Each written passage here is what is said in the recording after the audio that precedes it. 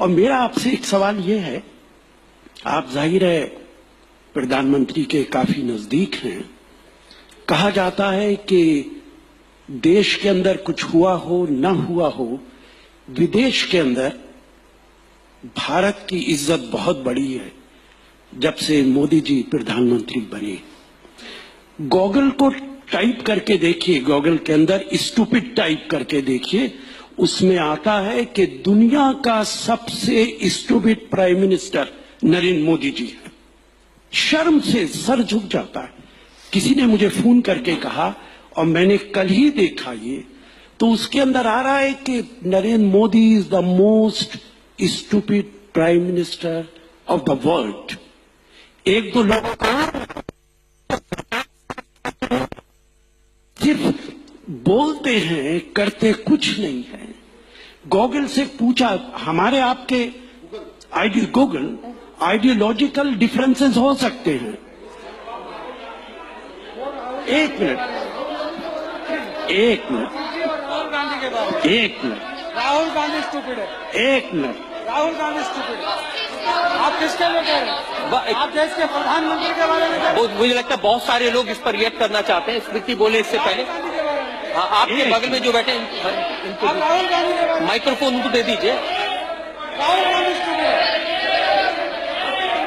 Rahul Gandhi stupid क्या है। आप वहीं बैठे रजत जी, राहुल गांधी स्टूपिड है। हाँ, एक मिनट मैं दिखाऊंगा राशिद आप इसे।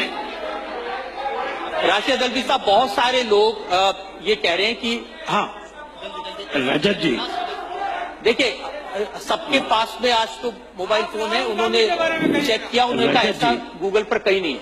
रजत जी, राहुल गांधी स्टूपिड है। आप इसे, उनको अपनी बात कहने का हक है, कोई बात नहीं। एक एक करके मैं तो आपसे कह रहा हूं कि अभी करके देख लीजिए आप। अरे हमने करके देख लिया। सर, आप कुछ कहना चाहते हैं? एक मिनट, इनको माइक दे दीजिए। वहाँ माइक, वहाँ आपके पास माइक आ जा दीजिए। देखिए एक मिनट, गूगल देखिए, इस पर विवाद ना हो।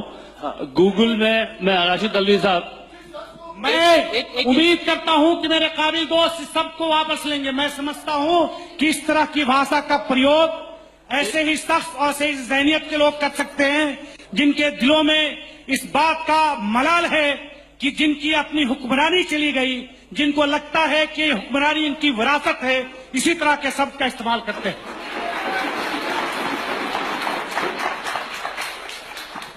अब एक मिनट, अब आप, मैं सबसे अनुरोध करती हूँ कि मैं जवाब दे दूं। ऐसा है कि आज सार्वजनिक तौर पर दो प्रकार के प्रमाण आपको मिले। एक, कि जो कांग्रेस में नरेंद्र मोदी को पत्थर मारेगा, जो कांग्रेस में नरेंद्र मोदी पे थूकेगा, वो आज कांग्रेस का लाडला हो जाएगा। इस बात का ये प्रमाण है। दूसरा, नरेंद्र मोदी के प्रति जो विष है वो कहीं ना कहीं मर्यादाएं इतना लांघता है कि लोग भूल जाते हैं कि अब वो देश के प्रधानमंत्री हैं। और जब आप ऐसे शब्दों का इस्तेमाल, जब आप शब्दों का इस्तेमाल देश के प्रधानमंत्री के बारे में कहते हैं, तो राशिद भाई एक महिला मंत्री को क्या कहते हैं अपने इस प्रश्न में? सुना जाता है कि आप मोदी जी के बड़े करीब हैं। इस विष के साथ हर दिन जीना पड़ता है। और फिर रजत जी आप कहते हैं स्मृति ईरानी को गुस्सा क्यों आता है? मैं इतना कहूंगी कि there is a cabal of people who have festered this democracy for too long. They have lived off the scraps of the dynasty, and they have done this irrespective of the damage they do to institutions, because their whole survival was never dependent on their talent. It was dependent on their proximity.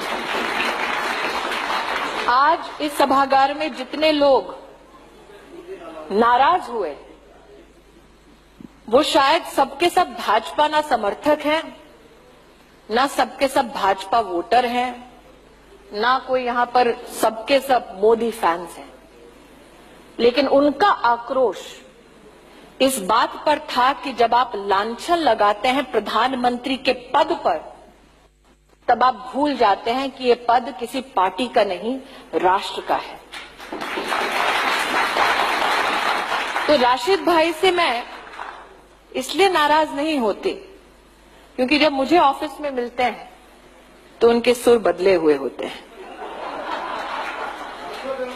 इतना ही कहूंगी राशिद भाई, आप उम्र में ओहदे में मुझसे बहुत बड़े हैं, नेता के नाते तो आपसे विषयों पर मैं तर्क कर सकती हूं, लेकिन छोटों के सामने संस्कार का जो प्रमाण आपको प्रस्तुत करना चाहिए था, आज आपने उसमें अपने आप को मात दे दी।